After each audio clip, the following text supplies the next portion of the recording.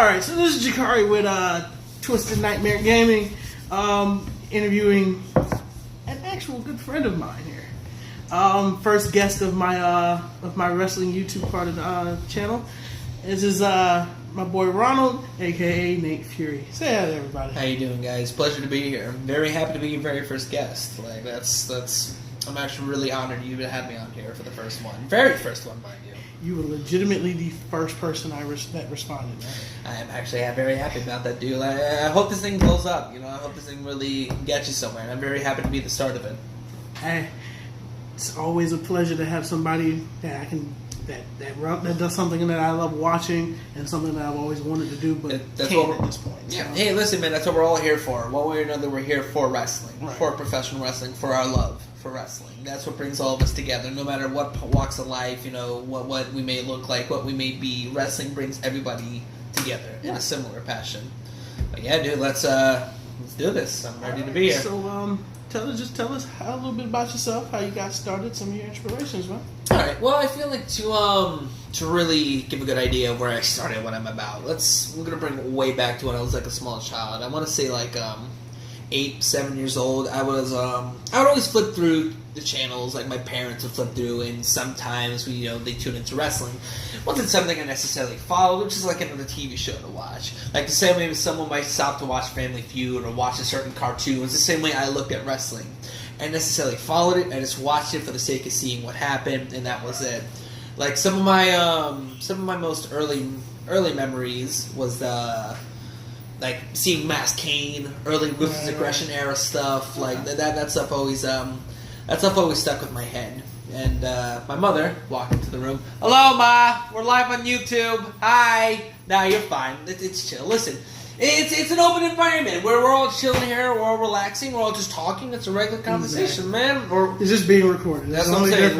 This is live and uncut, folks. We're live. I don't know. Some of the earliest memories was, like I said, Ruthless Aggression stuff, Mass Kane, and all that. Like that's some of the most earliest memories of wrestling. But then when it really started to kick off for me was, I want to say, back in 2009. I want to say was it was an episode of SmackDown with Edge and John Cena on the cutting edge. It was the promo where Edge did this whole spiel about, I hate you, like this whole big hate promo he had on John Cena, and I was like enveloped in it. It's like this is the time when it really caught my interest. Right. And of course, I'm sitting with all my other little cousins sitting around me. They're all going, Cena fans. Yeah, and then I'm the only one there, of course, cheering for Edge, the heel. So, of course. I guess in the beginning, I've always had a heart for the bad guys. Edge is like him and Kane were like some of the very first people that really, got me into watching wrestling. So I've always had like a special place in my heart for those guys. Right. I can understand that one all together. 100%, man. Because that's where I've always been. Mm-hmm, I was never really a big fan of the baby faces. So I had a few here and there, like Rey Mysterio, of course. You got your guys you like watching. It just sometimes it's it's their persona. You have those guys you love to hate. Exactly. They just do it so good to where you prefer them over the other guys. Right. So that's where it started, and really that's when just a TV show I would flip it and me once in a while. Finally, it became more of a hobby, something I followed, something I was interested in. I watched the videos and played the games. I think one of my very first wrestling games was WCW NWO Revenge for Nintendo 64. Yeah. Dude. I remember that game very vividly and very painfully. Very painful. Because I was very bad at that game. Really? Dude, it's so easy. I don't know how you can be bad at that. Take consideration during that time frame, I was playing nothing but PlayStation, so flipping to the 64 controller. Dude, of course, you got a whole other friggin' world now to get used to. It was like, what the hell is this thing? What is this contraption? The C button's like 6 buttons on here. I don't know what to do. Then, literally right after that, I had a 64, and the first game I had wasn't even a wrestling game. It was 1080. It was 1080. Really? Yeah. Huh. It was actually one of my favorite games of all time. No kidding. Yep. I got the Nintendo 64 from my dad. He okay. gave me this, it was like one of my very first game systems. Okay. He gave me that. He had like a whole stack of like Nintendo 64. There was that. There was also he had WrestleMania 2000 on there too. Okay. Didn't have No Mercy, but it was a good second place. He had that. Had a whole shit. Well, it was the load of other ones predecessor on there. to. It was the predecessor to. That's to No what we Mercy. had. Yeah, exactly. Because everything that you saw in No Mercy, you saw a lot of it. You saw being developed in WrestleMania 2000. That's like its starting block. You know, it would just build. It was just from a there. lot more. It was a lot more difficult in WrestleMania 2000 to do anything. Listen, some games just need to take time to study and really get used to before you even get somewhat good at it. But yeah, it was that, and speaking of PlayStation, was Here Comes the Pain. For the PS2. Yeah. I also remember like the old SmackDown games too. Like they had SmackDown 1 and 2. Yep. Like Know Your Role, Yeah. SmackDown 1, Know Your I remember- SmackDown 1 and then 2 was Know Your Role. Yes, And then when they yes. flipped over to the PS2, was Shut Your Mouth, right? It was Shut Your Mouth. I always get the two confused, like Shut Your Mouth and Know Your Role. It's like both rock catchphrases. Yeah. So it's like, oh, one of those came before the other. But Yeah, Know Your Role came on the first PlayStation. Literally, they came out the same year. Both Yeah. came out in like 98, 99. Right. And right. then when they flipped to the PS2, then it was Shut Your Mouth, and Here Comes the Pain. It just like gradually evolved Yeah. into that. And I really enjoyed the original SmackDown versus Raw. Before they went to, 07, 08, 09, 010, whatever. The first one I really, really liked.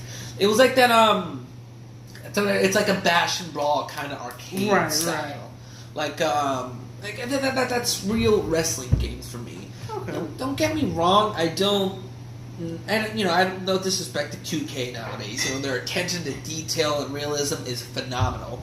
But I feel like a little bit too much of that is a detriment sometimes. But the biggest problem that a lot of people have with the 2K series is the time they put into the detail and the graphics of the game. To an extent, they took away a lot of the fun factor. Yeah. More than the appeal of it. That's what I'm saying. Like, I get realism, but it's got to be fun too. Like, going back to all those SmackDown games, freaking jumping off helicopters, climbing outside of the Madison Square Garden building, jumping off onto the street, cars blowing up, like a little bit of that arcade action style. It's always fun. Right. Remember more recently? Remember All Stars, WWE All Stars, that the huge looking dudes, the cartoonish. You hated that game, dude. It was so fun though. Do not tell me that game was not easy to pick up and play. I never said it wasn't easy to pick up and play. I just didn't like the game. You don't like it, man? Like, hey, listen, to each your own. My point is that I feel like the more arcade styles and fun stuff is what wrestling games should be. Right. Have that little factors to them. But no. Before going off on that whole wrestling game tangent, that's what really started it for me. So what got you? What made you decide to really step forward? Was well, here's the thing. Eventually, that hobby turned into a passion. Right. It turned into almost an obsession. I want to talk about, where all I was about was wrestling. I would talk wrestling. I would be wrestling. Every part of me was wrestling. Right. And eventually, it came to a point where I no longer just wanted to be watching this. I wanted to be a part of this. Right. And I remember going up to my mom and I said, "Hey, listen, this is something this is something really serious. I want to be a part about." And I didn't know where to start. I didn't know if I don't know what wrestling schools to go to. I don't know what you're supposed to do. Like, it was this huge, vast world, and I just didn't know where to get my start. Right. But it was funny because way before when this was first starting to take place, really starting to build, I had a school counselor. Mm-hmm. And I want to say early high school, maybe late middle school, but somewhere in that time period, it was a counselor named Mr. Bonomo. Mm-hmm. Now, back then, I'm not afraid of him, I was more of an introverted kid. I was very to myself, I was just a kid growing up, and he was a guy, who I had to go to. And he was aware of my, this whole wrestling thing I was getting into. He didn't exactly know the name because he couldn't remember half the time, but he said, "Oh, there's this place in Mineola, I always see like their truck and their sign outside of the building. Maybe we should take a look at that sometime." And so I remember that. So I remember texting wrestling schools in Mineola. And And there you go. It was the Wild Snowman Training Center, WXW. And it was funny, because this whole time, this passion was building. This whole time, this thing I'm trying to, this whole thing is building up for me. The whole time I'm trying to figure out how to start. It's 5 minutes. It's like a 10-minute drive away from me. Right. The whole time I'm trying to think, how do I get this world started? Where do I go? How do we do this? It's a 10-minute drive. The wrestling school is right there. So my mom gave a call to the training center, and the first person that picks up is Mama Lynn. She tells Lynn this whole story about me because we were worried because I was 15 at the time. Right. You know, I was like a 15-year-old kid. You know, but I was a big 15-year-old kid. So we said, okay, screw it, give it a shot. So my mom called Lynn, told her the whole story. You know, oh, he's this and this. He's loved wrestling. He's wanted to be a part of wrestling this whole time. And Mama Lynn said, okay, come on down to one of the shows and we'll take a look. So there's one night we went to the Mineola Recreational Center, and I walked in there, and it was at the Extreme War. For like my very first WXW show was an Extreme War, which I'll go back to later, and that comes full circle. But we go there, and like I'm like in awe because that's the close. So at that point, that's the closest I've ever been to a wrestling ring. You know, this wasn't like your Raws or your SmackDowns in this big arena. It's like it's a lot more close and personal. It was my first show of that caliber. Right. And then that was like more older stuff. Like a whole different generation I was walking into. Mm-hmm. You had like your Nick Neros, your Noah Keikoas, your Prophecy. Like that's the stuff that I really was first introduced to. Right. Right. And that's those are the people I first started watching. And I remember it'd be like during intermission, like I was literally like, again, it's the closest I've ever been to a ring. So I'm walking around, I'm literally leaning over the damn guardrail, like trying to touch the ring. Like this is I've never seen one up this close before. Oops, move the entire table. Like I said, folks, live and uncut. Yep. But no, so yeah, I'm in there. I'm in awe of what I'm seeing. So the show ends, and me and my mom, we meet up with Mama Lynn. So Mama Lynn takes a look at me and says, yeah, you are a pretty big kid. I think we'll have you talk to Afa at the training center, the next week. I've never met Pops at this point. Him in the shows, he's up to his neck in work. He's doing his own thing. So I've never, I have seen pictures, I've heard things, but I've never actually met him, face to face. Fast forward to the next week, where we're actually going into the training center and meeting Pops. We're walking in, and keep in mind, this is a Hall of Famer. Mm-hmm. So many years of experience, a hugely respected individual in the wrestling business. I put the fear of God into this man. Like this is like seriously one of the legends we're talking about now. Mm-hmm. Hear all this stuff. So many years of experience, so many wrestlers today mentioning his name. My dog's going nuts right now. So many wrestlers mentioning his name, and I walk through the door, no preparation for whatsoever. Boom! He's right there, like 5 feet away from me. Okay, I'm like that. I'm choking up, like holy crap! Here's this Hall of Famer, like right there. Yep. And I remember, like the only thing I was able to muster up was, you must be Pops. And he shakes my hand, he's like, yes, I am Pops. He sits me down, I tell him everything. I basically just told you how this is something that's built, it's building up. I seriously wanted to be a part of. My mom was there. I'm telling him, all he does is this, all he says is that, all he is about is wrestling. He really wants to be this. And I haven't forgot this either. One of the very first things he said to me was, I see a little bit of me in you. And that meant the world to me. He hears a legendary Hall of Famer saying, that hit me, hit me hard hearing that. And he said, he gave me a shot. He get me started. But, beforehand, he actually let me take a look at the training center. Like, he let me walk into the actual gym to take a look at the ring and all that. Now, this is when it got serious. This is when here I am, literally touching the ring, seeing this ring, but also seeing thousands posters and pictures all over these walls. Literally hundreds and hundreds and hundreds of memorabilia. So much history. Right. Just looking at that wall. And it was quite overwhelming and and very intimidating. Exactly. Say, right? You get all this stuff warmed up in you. Like you see all this stuff from these legends, these autographs, all these posters. It's all this stuff is around.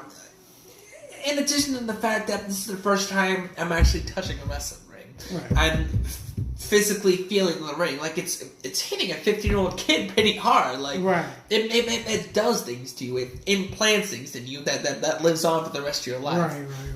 So I see this. I'm looking around, and my mom would tell you this too. Something we also haven't forgotten there that really meant a lot to the both of us was that, in the training center is everybody. It was Nick Nero, there was The Beast, it was Noah Keikoa, it was all these guys there. And every single one of them came up to me and my mom, shook her hand, hi, how are you? Like, even just like a few seconds, just, introducing themselves, get to know me. Like, oh, hey, And that was really, really cool. No one really, had like an ego about it. It's like, oh, who's this random kid walking in? No, they all had a genuine, interest. They all came up and said hello. Right. So, that's I feel like that was really the turning point. That was really got the gears going where it was like, okay, this is something that I need to do, that I know that I want to do. This is where I'm going to start. This is where I'm going to do it. And really, like, the rest is history from there. He, So, a little bit more. How did the Nick Fury character actually come about? It came about when, I've always had this idea of what Nick Fury was, in my head, when I started watching wrestling. It really started to develop as I started training. Okay. And, I remember this whole persona was, the son of the warrior, whatever you want to call it, back when I actually, did what these fans care about. But, Nick Fury he's basically about channeling whatever emotions you have inside. Right. Like, what energy you may have coming from whatever walks of life you may have been a part of. Because, Nate Fury... Oh, there goes my time clock. Again, folks, live and uncut. But, and of course the phone goes off, too. Nate Fury's a man that is psycho with clocks. He hates clocks. At the sound of a clock, he goes nuts and he just absolutely destroys everything. I'm kidding. That's not what he really does. Oh, yeah, and also hates phones, too. Yeah, we're recording this on the think about that, folks. But no, Nate Fury's a man where, and I'm not trying to say this is anything horrible because it's really not. It's just Nate Fury was a man who, and there goes the phone again. I'm about to really let go of my Fury. But I know Nate Fury was a man who didn't necessarily have the best upbringing. And then this is not saying no one did their job. I mean, it's not saying anyone neglected me. This is just, he was a guy who went through a lot of stuff at an early age. Right. Stuff that when you makes you grow up a little bit quicker. Than precisely. I'm really glad you said that because that's exactly what it is. It's that, and it's those things that really mold you into the man you're going to become, I feel like. Right. And, I take a lot of what I felt from that period in my life to what I am about now. Because really, in essence, Unleashing Your Fury was about bringing a whole unison together. Bringing your heart, your mind, your soul and body all in one, big... Kind of like a state of zen. Yeah, exactly. You get this whole thing together to unleash your inner rage, fury per se, to unleash the fury, and just to use that as your weapon in there. I know that sounds corny, but... It really does, folks. It really does, but... I can understand it and I can respect it. But I mean, it may have been, but it was also real. You know? That's the thing. That's as important was, whatever I do in there, it's real. It's coming from somewhere real in here. And that was the case until so just recently, where I just don't give a fuck no more. And let's get into that part. So, what made you just? What made it? I mean, listen. Hit that fucking point, so to speak. You can only be pushed by a man so much until that eventually comes back to bite him in the ass. For a long time, I've had to deal with Sugar's garbage, all this filth he said about me, my mother, baby mama's baby, all this garbage eventually comes around full circle. And you know what? It wasn't like it was planned. It wasn't like I was, calculating my moves. How am I going to do this? No. It was literally temptation. The perfect storm. It had everything set. All it was a choice. A choice for my destiny right in front of me. I can either go one way and go back to the way I was, or go another way and take my own destiny. Go my own way. Go somewhere different. Somewhere better. And that place... He went away. In other words, what he's saying is he went away that made me like him. I don't want to go that far. But no, I went out of my way to join Team Extreme and actually do something good for my career. Actually get myself, somewhere different. Somewhere higher. I took my fate into my own hands that night. I remember driving Sugar's head into that mat. It was the greatest feeling I have yet to feel in my entire career. So, I mean, that's where we are today now, folks. We're here with me and Team Extreme, a whole huge group of talented individuals, I might add. Right. And that's where we stand today. So, tell me about some of your experiences with some of the members. Since you joined them, and even if you want to go into it beforehand. It's funny you say that because, we all have our careers, we all have our lives, we all have our own choices. We all, experience our own experiences. Jarrell, New Breed, Ati, and Devin, all those guys I've been around since I've grown up. Since I've started training, I've been training and growing up with all those guys. And let me run down the list there. Jarrell, it's right in the name, the Outcast. The WXW universe, they tend not to bother with Jarrell. The point being is that Jarrell, he's a very serious man in there. He's a very serious guy, and he's a natural leader. New Breed. Vinny is a wrestling machine. Yeah. He is a powerhouse in there. And with his partner, Sean Scott, on the other hand, he has the biggest mouth I have ever seen in anyone I've met. For better or for worse, he knows how to use his words to get inside someone's head to get them riled up. And they bring out the best or worst, depending how you look on it, in each other. Devin is another one who I've grown up and trained with since day one. Mm-hmm. I've tag teamed with him, I've faced him, and every single time, whether I'm tagging with him, facing him, watching him, he impresses me every single show. More and more shows, the more shows I watch, the more matches he has, the more impressed I am.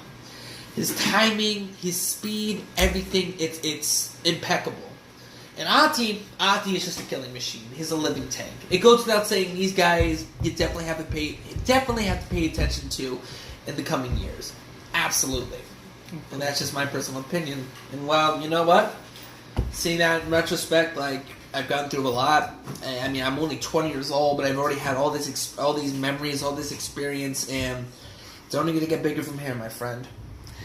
It's funny because one of the first experiences he had was when you were a ref. Yeah. That's a whole other story. I'm sure we'll get to some other time. But from humble beginnings to wherever I am now, my friend, now stuff gets serious. And that starts with the 22nd year anniversary show, right. September the 8th, against Sugar in an Iron Man match. So you know. And when it gets bigger from here, folks. All right, great. Yes, sir. Jakari, man, I appreciate you for having me on here tonight, and I am also very honored to be your very first guest on the show. Hey, like I said, I'm honored to have you as my first guest, man. Absolutely. And I greatly appreciate you inviting me to your home and Absolutely, do this interview, man. Absolutely. And hey, maybe I'll come back here some other time. Maybe we could some members of Team Extreme coming on here. Probably after the anniversary show. Absolutely, sir. Because I already got a couple of people set up for the next couple of weeks. All right. Well, hey, you know what? And in WXW as well. Definitely. So look out for those coming up here soon. Definitely tune in, folks. Jakari, man, it's a pleasure as always. It's a pleasure meeting you, man. It's always a pleasure sitting down and talking to you. You know what Team Extreme saying, right? Of course. All right, let's give it one more shot. All right. Team Extreme! Boom, boom, boom!